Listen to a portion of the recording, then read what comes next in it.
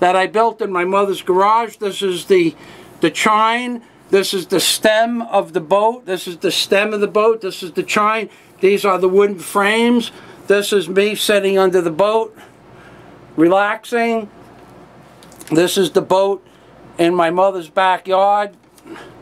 This is the boat. Let's see, where's the thing? Here's the thing. This is the boat in the backyard. This is the boat in the backyard. This is sunset over Brooklyn, over the parachute jump that used to be in Brooklyn. This is me on the boat. I built a 21-foot boat before I was 21 years old, and then took it to Operation Sail in New York City as the maiden voyage.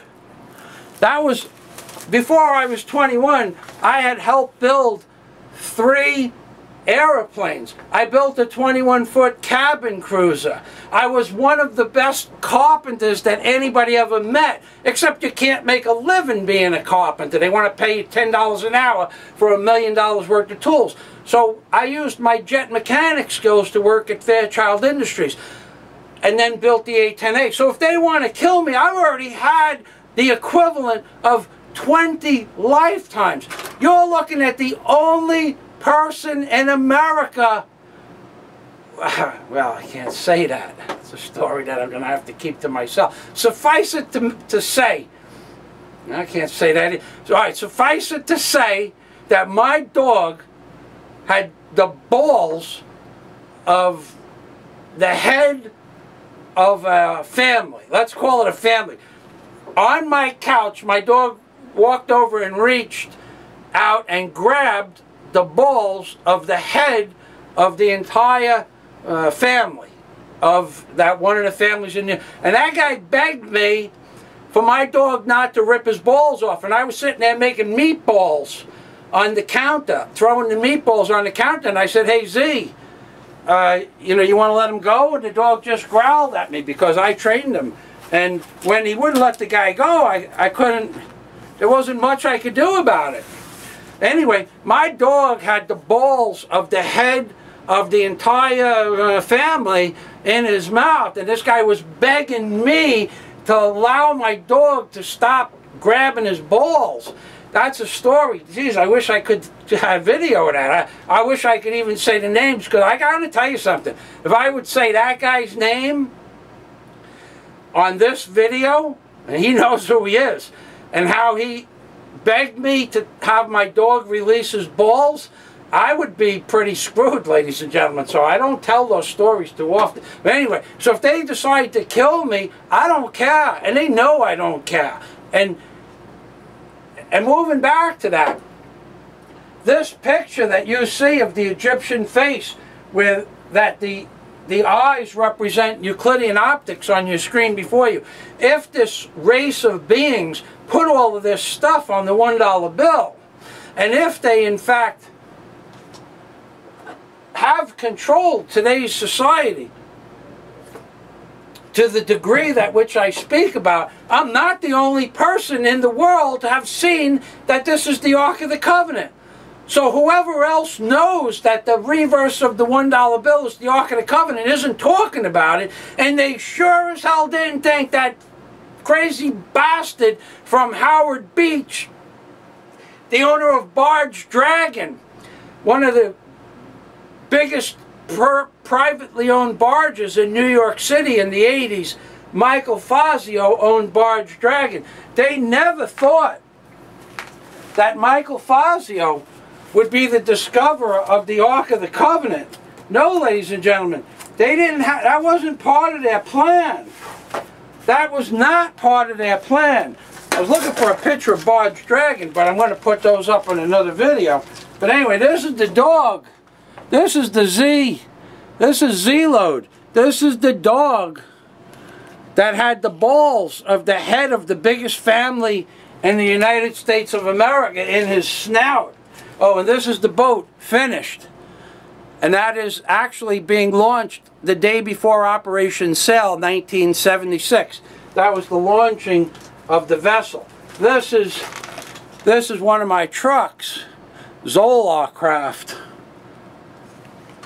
that you see in the snowstorm at the top. And this is one of the creations that I used to make for Neil, who owns Royal Video. And this is the house next to the Jewish Center in Howard Beach, and that was my job. I was the person that put the siding on that house, this house right here that you see before your eyes. Michael Fazio of Zoloft Craft did the siding on that house. And also here's a picture of the boat, and here's a picture of the boat when that piece of shit named Eddie drilled holes in the bottom of the boat. Eddie and Bobby, those two pieces of shit, who actually ended up working for me when they got older. And this is a picture, this is a picture of the staircase in Oceanside. And the fella that you see, the skinny guy that you see in the light, that's me when I was building and designing the staircase. And the fella that you see in the picture at the bottom, they make movies about that guy. A lot of movies. And this is the staircase before it was done. And here's a picture of the staircase after it was done. So you can see, ladies and gentlemen, I am a carpenter. So that crazy bastard, the carpenter from Howard Beach, Queens, New York, that crazy son of a bitch with the bandana on his head, that used to build decks and docks. And that's Freddie's deck opposite 146, PS 146. And that's the railing. And everything that you see in these books, I designed myself. The person that you see in the pictures before you is the guy who used to own another company installing pools. And that's one of the pools. That's an Esther Williams aluminum panel pool. And that's my logo and signature in the concrete. And that's the pool before it was installed at the end and back of the Rowlands house on 96th Street in Queens. Those people, if they decide to kill me, I've already lived the equivalent of 10 or 15 or 20 of the average YouTuber's existence. So I don't care whether they kill me or not. What I really would like is another glass of lemon water. Boy, I love lemon water. So, now I've talked for well over an hour, and this is going to break down into a bunch of different parts and series. But what you see before you is an actual picture of the Ark of the Covenant. This is a picture from my book. If you rewind it, that's a picture of each individual item that appears on the back of the cover.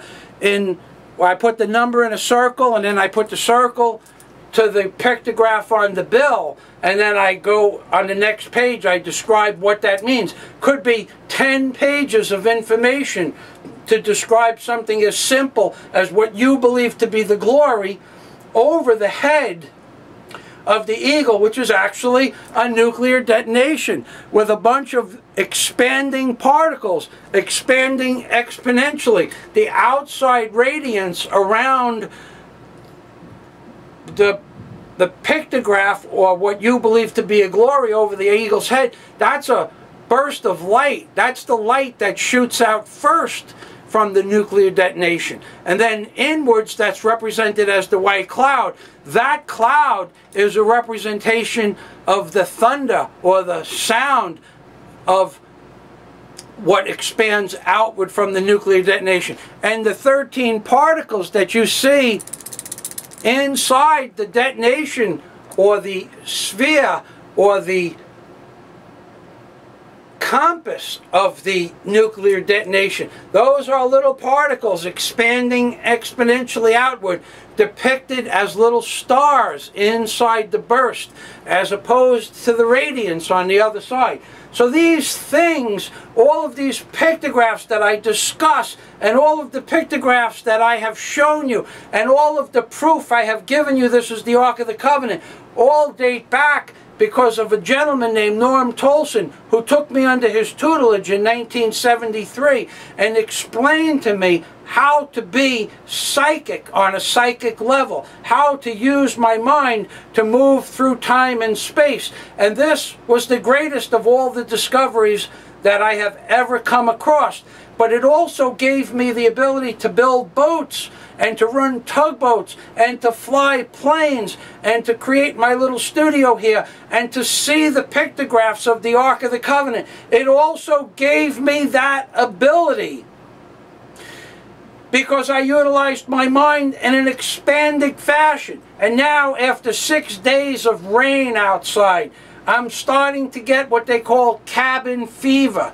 And I needed to do something creative. So I was going to change the appearance of my desk, and somehow I got sidetracked into this conversation. But what I'm going to do right now is I need a glass of water.